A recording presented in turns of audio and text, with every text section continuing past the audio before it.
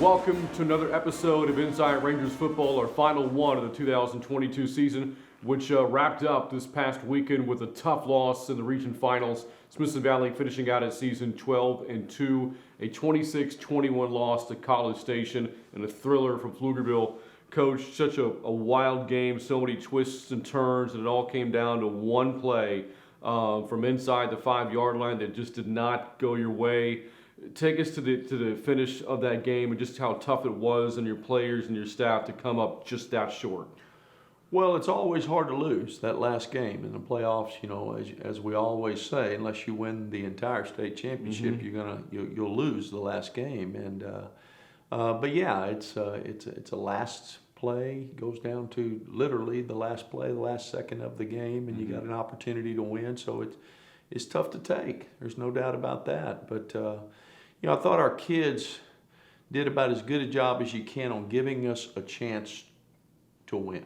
You know, when you play a caliber of opponent like that, who's won state championships, been in the finals a year ago, and to have that caliber team again, to come back in the last 5 minutes to score, to pull yourself to within 5, and then get the stop when you have to, and make a kicking game play, but you expend all your timeouts. So, you know, it kind of limits your play calling a little bit from the 5-yard line. But to get it to the 1, to get it down to the last play, you know, you got to be careful that you don't what if it the rest of your life, like we probably will.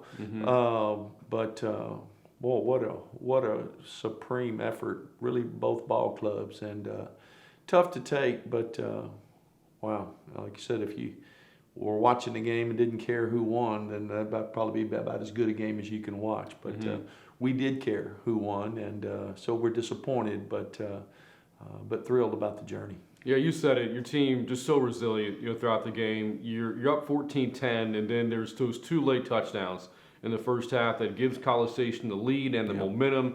They expand on that lead. You find yourself down 12 in the second half. In the fourth quarter, you get that touchdown drive, about 5 minutes left. You make it a 5-point game.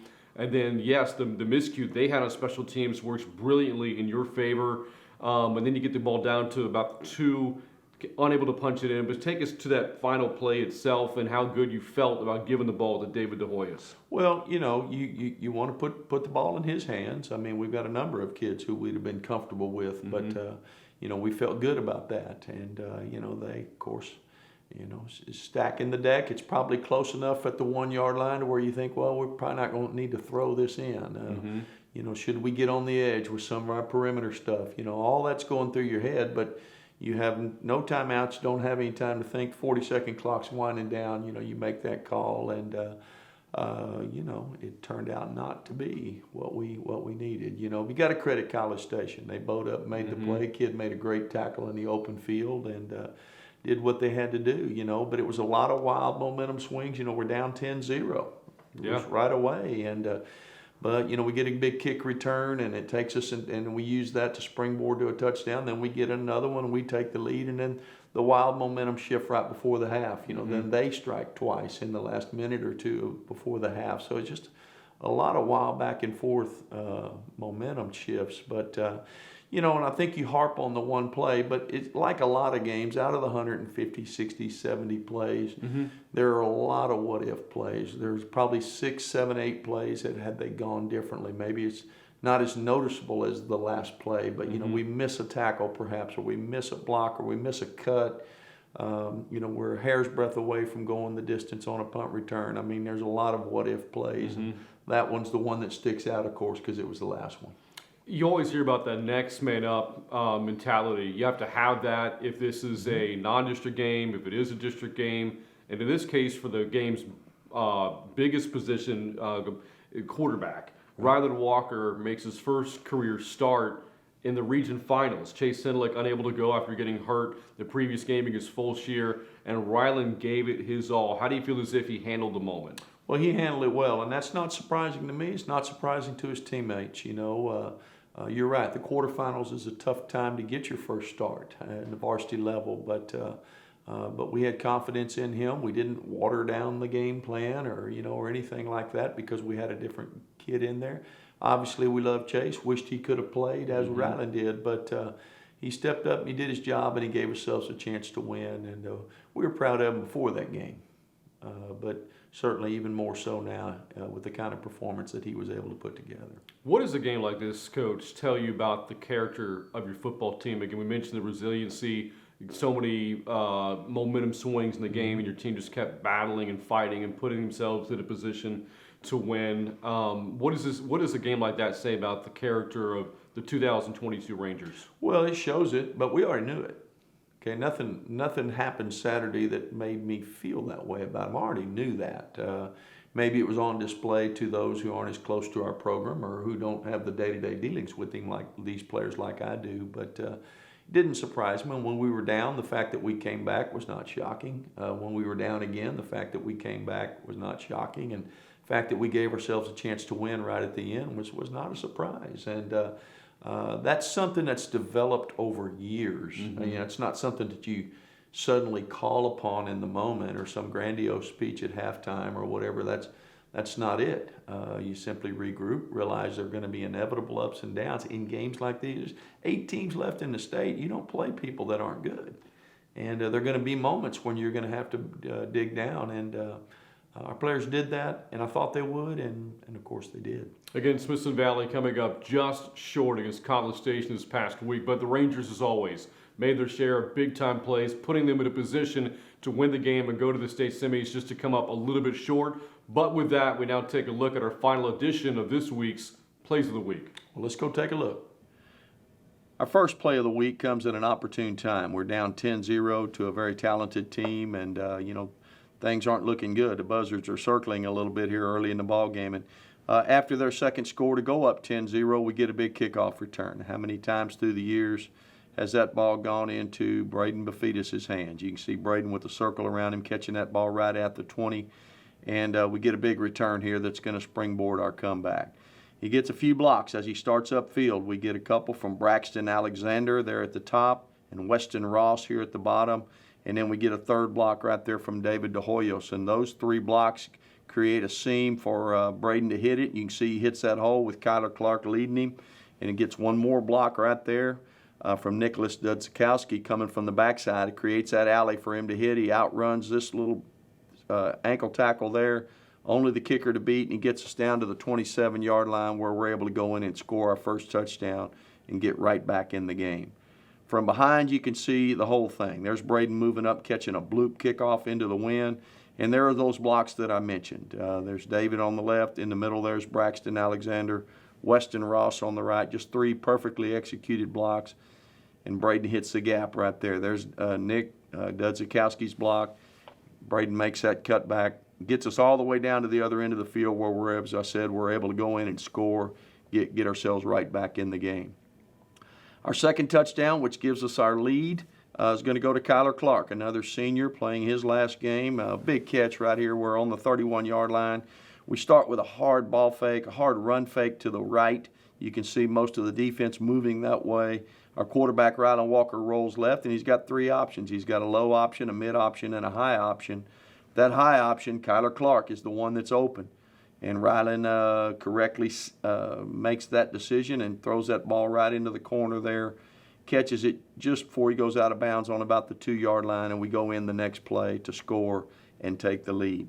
From behind the defense, you can see it unfold. The hard run fake to the left as we look at it, to the offensive right, and the reaction by the defense moving that way. Now he comes back, and you can see Kyler there in the lower part of the screen getting ready to break to the corner. And the safety with the run fake a little bit pinned inside, and Kyler's able to run away from him, catch that ball just inside the 5, inside the pylon, and we go in the next play and score. Our final play of the week is a defensive play, one of our takeaways on the day. See if this has showed itself a few times through the year. There's the ball coming out. I think we were plus 18 on turnovers this year. There's the ball coming out, and guess who? David De Hoyos, the do-it-all player that we've had for 3 years, scoops that ball up on about the 40-yard line, gets a short return, thwarts their drive, and keeps the lead for the Rangers. From behind the defense, you'll see Gavin Woods, number 24, there on the right, and Weston Ross, who I mentioned earlier on the kick return, a safety moving in from the left. they converge, and as they converge, they knock the ball loose. You can see the ball there on the arrow to the left pointing straight down to it, and David zeroed in on that thing. He's going to pick it up, get a short return, and kill their drive. And those are our plays of the week. And in typical Ranger fashion, showing plays in all three phases: offense, defense, special teams, and really, Coach, it felt like you excelled in all three phases throughout the year. Well, it takes that to get to this level. You know, there's a handful of games on your schedule that maybe you can win by being subpar in one area or the other, or one can really make up for shortcomings in the other two. But with the schedule we played, and of course in the playoffs, obviously with the grinder that is Region 3, you better be solid in all of those, and maybe better than solid. You not need to be outstanding, and our players stepped up to that challenge, and we're good in all of those all year long. Against Smithson Valley coming up just short in the region final. When we come back, we're going to look back at the 2022 season, a season recap for you, and start looking ahead to 2023. Back with that in just a moment here on Inside Rangers Football. 2 bits, 4 bits, 6 bits, $1. All for the Rangers. Stand up and holler! Ow! No, what's wrong? I really hurt my leg. That's horrible. Wait, Elle's dad sells insurance. Maybe he can help. I wish he could, but... My dad has his life insurance with Jeremy Fuller State Farm Insurance. Yes, but... My mom has her homeowner's policy with Jeremy Fuller State Farm Insurance also. I know my uncle says he only trusts Jeremy Fuller State Farm with his auto insurance needs. Guys, wait! We do so many great coverages, but just not cheerleader legs. Hey, that's okay. It's all better now. Let's start from the top, but with a little change. 2 bits, 4 bits, 6 bits, $1. All for Jeremy Fuller State Farm Insurance. Stand up and holler! Yay! So Ty, what do you think's faster? Colton Thomason eating 24 hot dogs or GVTC's internet speed? I don't know. That one's gonna be close.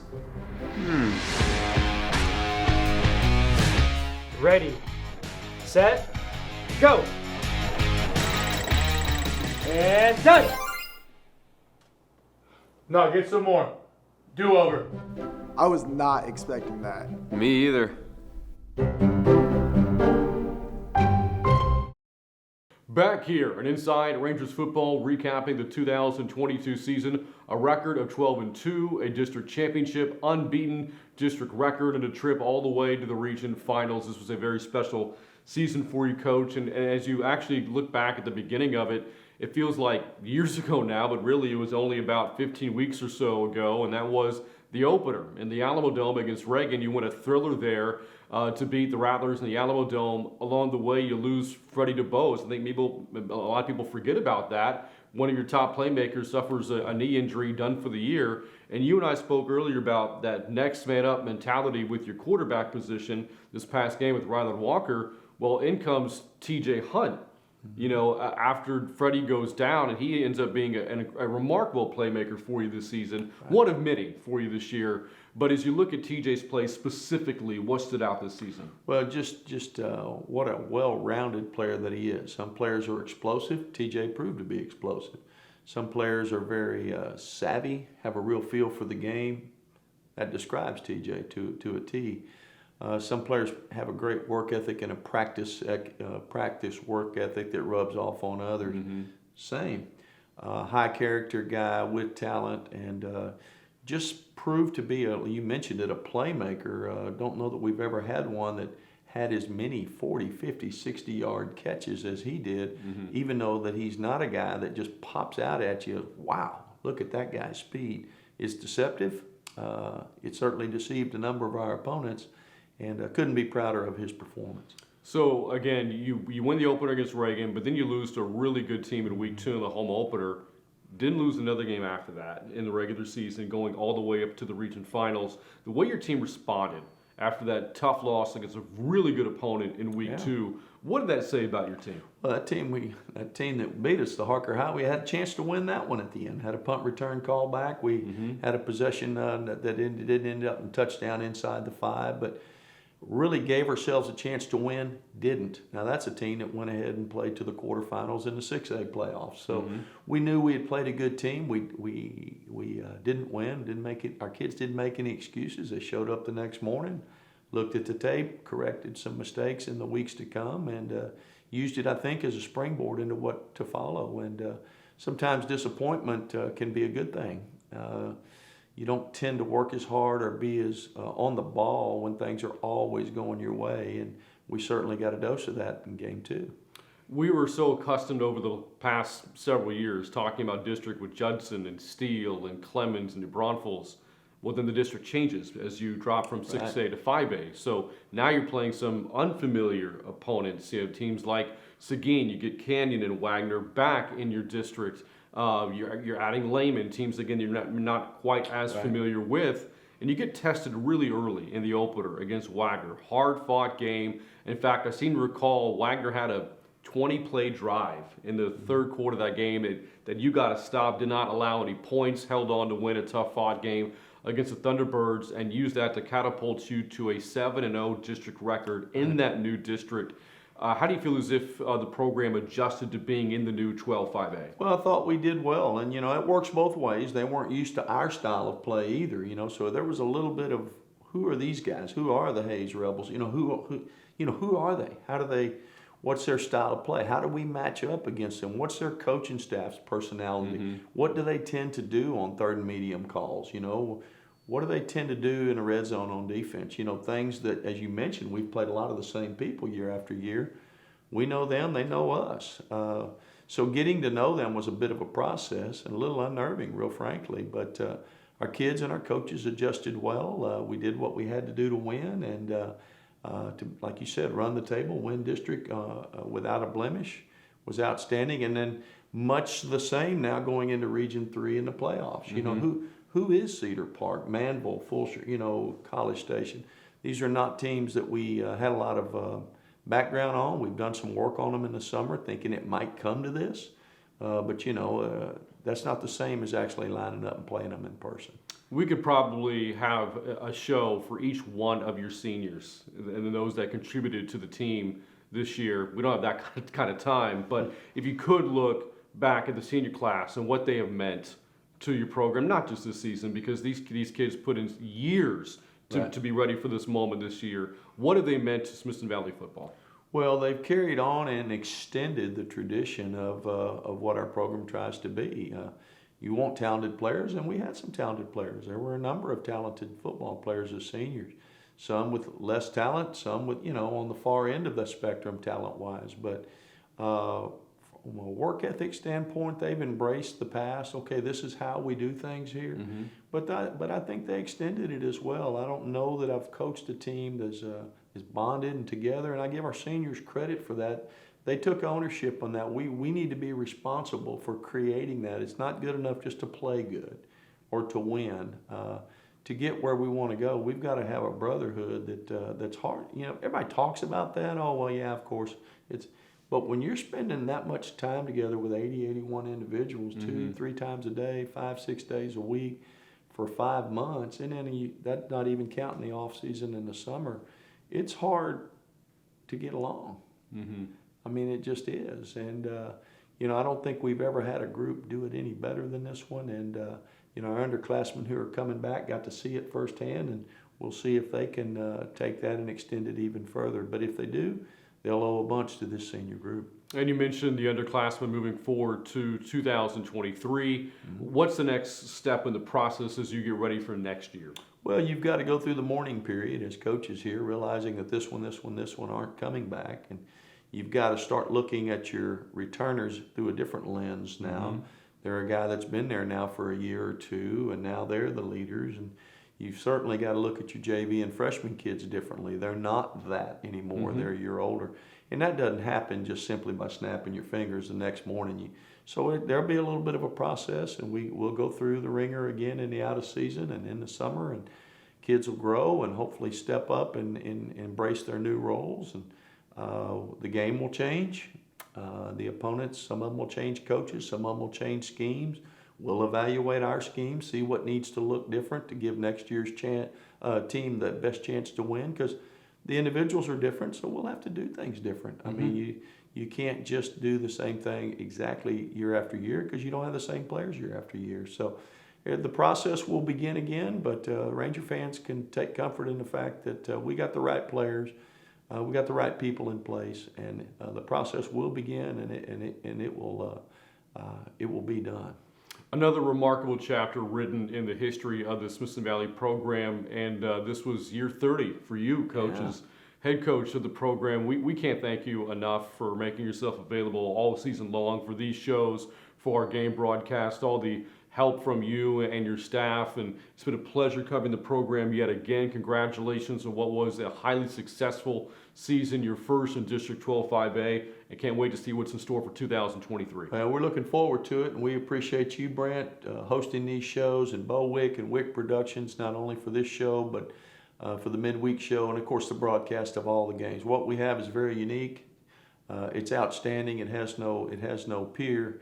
And that's a big thanks to Bo and his group and to you. And from Ranger Nation, we thank you all. Well, Coach, it's on to season 31 for you in 2023, and we look forward to covering that next year. Thank you all for tuning in all season long. Congratulations to all the Rangers on what was a phenomenal 2022. For head coach Larry Hill, I'm Brant Freeman. Thanks for watching Inside Rangers Football. We'll see you next season.